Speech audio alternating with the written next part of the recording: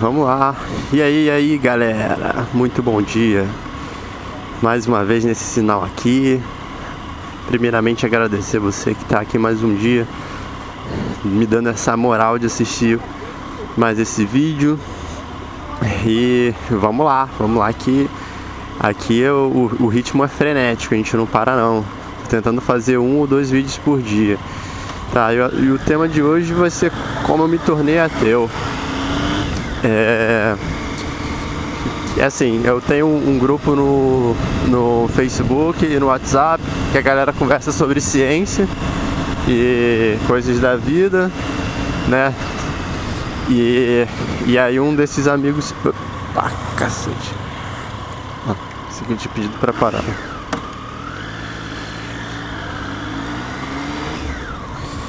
Bom, e aí surgiu esse questionamento, né? O pessoal tava falando de como é que eles se tornaram ateu e tal. E é uma experiência boa porque cada um partiu de um princípio, né? Cada um veio de uma família. Eu me surpreendi, tiveram pessoas aqui no Brasil que já vieram de família ateia, então é legal ver isso, né? Que tem famílias que não têm influências religiosas. Enfim, e eu comecei assim, eu nasci dentro da igreja evangélica luterana. Mais precisamente, para quem tem curiosidade, aqui na Penha, no Rio de Janeiro, na Rua Nicarágua, tem uma igreja luterana, tá?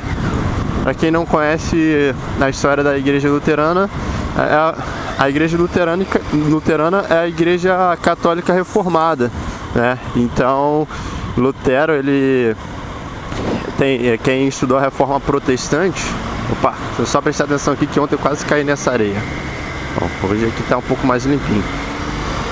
E aí, o Lutero não acreditava em alguma não dos conceitos, mas da doutrina da igreja católica, tipo a venda de indulgências e outras paradas. Eu não vou me aprofundar, mas é só para vocês ficarem ligados aí que ela é bem próxima em alguns pontos e infinitamente distinta em outros da católica. A católica reformada, que na verdade foi o precursor para que todas as igrejas evangélicas surgissem, né, no mundo, tá? E foi Bom, e aí, o que acontece? Eu nasci na igreja, eu sempre fui criado na doutrina cristã, evangélica cristã. E quando eu cheguei na época da minha adolescência, o pessoal fala que é a época da revolta. Na verdade, isso é muito incompreendido, ainda mais num país que as pessoas são muito ignorantes. Porque o seu cérebro começa a funcionar, né, brother? E aí você começa a ter vontades e você começa a agir por conta própria. Eu, na verdade, como eu sempre fui um cara muito antissocial e na época muito parado, eu questionava tudo e tinha uma porrada de coisa na Bíblia que, me deixava encucado. Pra mim era contradição, lógica ou questões de problema, tipo de Deus não pensou em umas coisas tão básicas assim. Por exemplo, não vou entrar nem na questão do Antigo Testamento, porque o Antigo Testamento é uma bizarrice, né, cara? Tem muita atrocidade ali e tal. Mas eu ficava pensando, por exemplo, a história da Arca de Noé, cara. Porra, aquilo ali, primeiro que construir um barco daquele hoje, com toda a nossa tecnologia, é inviável. Segundo que não seria justo Deus afogar a humanidade toda só por causa de Sodoma e Gomorra. Até mesmo os animaizinhos não seria justo. E aí começou uma porrada de coisas, tipo assim, Adão e Eva não tinham conhecimento do bem e do mal, Deus deixou a cobra lá, o demônio, influenciar eles. Por que não influenciou de volta pra rolar um equilíbrio? Deixou, falou uma vez só. E por que Deus deixou a porra do fruto lá do conhecimento do bem e do mal? Porque é que nem você deixar a criança botar o dedo na tomada, cara. Você sabe que pode dar merda, então pega lá e tampa a tomada quando a criança é bebê. Tem aquela tampinha que tu compra nas lojas pra criança não tomar um choque e não se machucar, né? E é mais ou menos essa visão. Se você pega um ser humano formatado, virgem, né, nesse conceito, e você bota aquela na circunstância, você deixou o cara cair na armadilha. Então você também tem responsabilidade, né? Ah, mas eu avisei. Tipo, porra, foda-se. O cara não sabia. Entendeu? O cara foi ludibriado. Isso daí acontece com todo mundo. É outra coisa. Pô, por exemplo, eu tô falando só da religião que eu abandonei, mas na verdade isso daí foi o início para eu abrir os olhos sobre todas as religiões, assim. E tipo assim, eu respeito, mas eu não acredito em nenhuma delas. Ó, Lúcifer, ele era o anjo mais poderoso, mais foda lá, e ele simplesmente virou o que ele era porque ele questionou a vontade de Deus, sabe lá qual. Ou seja, Deus fez um ser pensante, mas que não pode desobedecer. Então, diferentemente de todos os outros anjos, talvez ele seja realmente o mais inteligente, e não o grandíssimo filho da puta. Enfim, na história tem várias coisas que eu não acho legal. Por exemplo, Jesus andou sobre as águas, fez uma porrada de coisa, mas para nascer, a mãe dele engravidou do nada, nem precisava ter engravidado, ele simplesmente poderia ter surgido num lugar, né? Misticamente, porque ele já ressuscitou, isso tudo já é metafísica, né? Então, aí quando eu fui estudar a história da religião, eu fui ver que isso não era original. O dilúvio não era uma história original, morrer e ressuscitar no terceiro dia não era uma história original. Tem muita influência dos egípcios aí e de outros povos antigos, né? Então, e depois, quando eu me aprofundei mesmo assim, por questão de curiosidade, eu fui ver que nenhum historiador da época, né, tinha registro de Jesus. Na verdade, ele ficou mais famoso depois que ele supostamente morreu do que na época em si. Então, abrindo margem para que existem historiadores que falam que ele nunca existiu, justamente por causa disso, porque existiram vários mitos nessa época.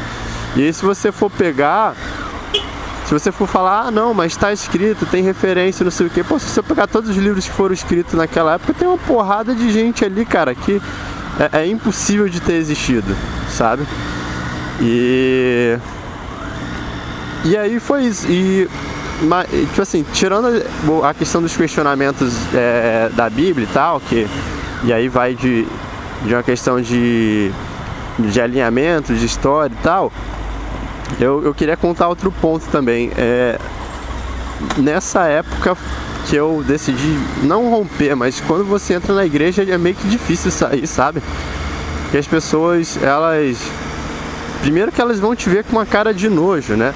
Dependendo do lugar, aqui no Rio de Janeiro, São Paulo, uns lugares assim, a galera é mais diversa, a gente não tem tanto problema, mas eu tava vendo no Facebook, um amigo meu, ele até escreveu lá que perdeu pessoas queridas, já aconteceu comigo, mas hoje eu já não me importo mais, e que toda vez que ele, por algum motivo, alguém perguntava, rolava alguma coisa que ele falava que ele era ateu, porra, soava como se o cara fosse um criminoso, né? E isso é uma coisa ainda muito ruim que a gente tem aqui, que a gente tem que parar. Primeiro a gente tem que respeitar, cara. Se o cara falar, porra, eu sou ateu, eu sou macumbeiro, umbandista, eu sou, sei lá, satanista, mano, é cada um com a sua crença. A gente é um país laico, livre, entendeu? Todo mundo tem espaço, aliás, tem espaço pra caralho, entendeu? E ninguém é obrigado. O problema do cristianismo e das religiões evangélicas é que elas se entranharam, né? Que a gente tem aquele discurso de Jesus, ide por todas as nações fazendo discípulos em nome do Pai, do Filho e do Espírito Santo.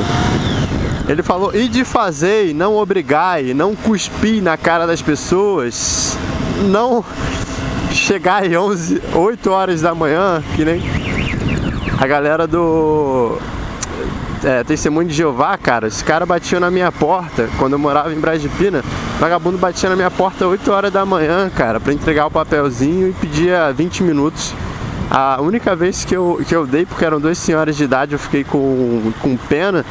Porra, eles me consumiram quase 2 horas lá querendo me convencer de uma coisa que eu já sabia, eu me fazendo de ignorante.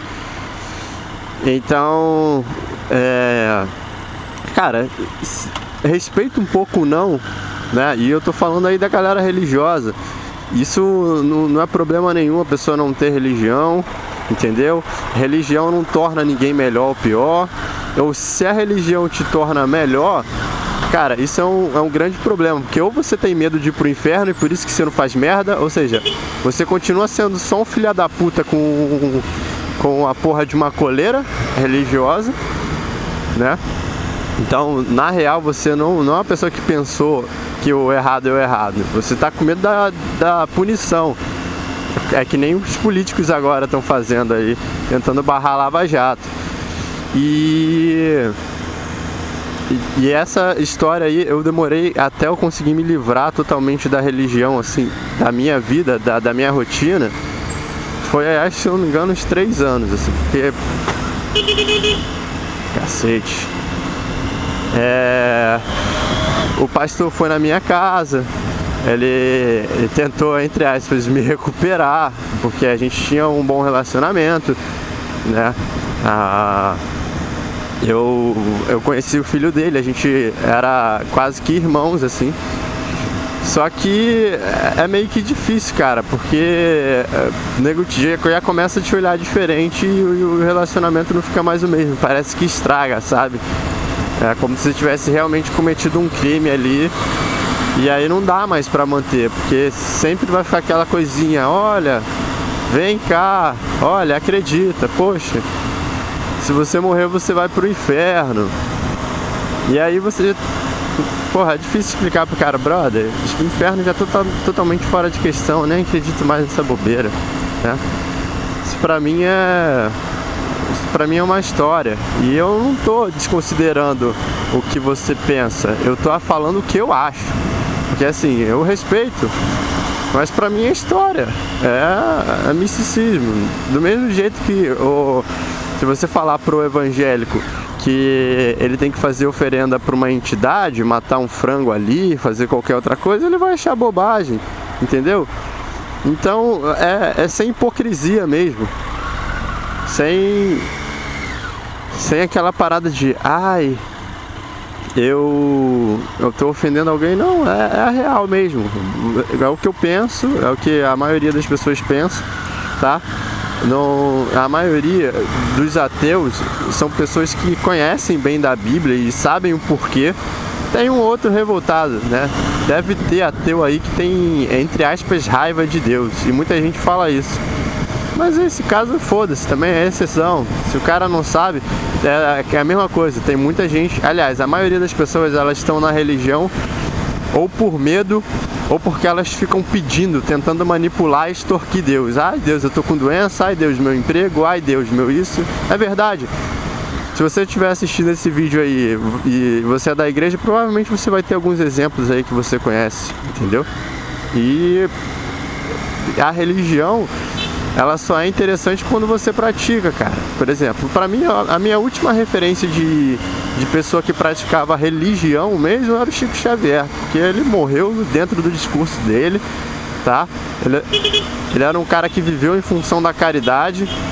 Ele deu todos os direitos autorais dele para instituições de caridade, criança com câncer e tudo. E você vê que assim, o cara, ele tava num nível espiritual tão foda que assim, ele chegava perto, ele contaminava as pessoas com aquele espírito dele e, porra, todo mundo que tava ali colaborava, todo mundo que tava no ambiente, pô, um limpava, um fazia o suco, outro arrumava, e os caras sempre faziam um evento foda do lado dele, porque era tudo colaborativo, né? Não envolvia dinheiro, não envolvia nada, era só... Por isso que eu falo que a sociedade, ela é 100% colaborativa, né? A gente não faz nada sem a ajuda dos outros. Ah, mas eu tô pagando. Sim, mas se o cara... Às vezes o cara não quer, por exemplo. Às vezes o cara quer que eu faça um job pra ele e eu não tô afim, pô. Então não é só questão de dinheiro, é questão de dinheiro e interesse coletivo, vontade de fazer aquilo. Bom, queridos, espero que isso tenha ficado aí de mensagem para vocês. Por favor, não me julguem, sem preconceito.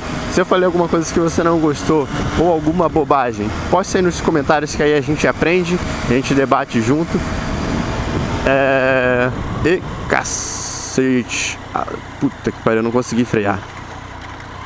Bom, bola pra frente, não foi de propósito.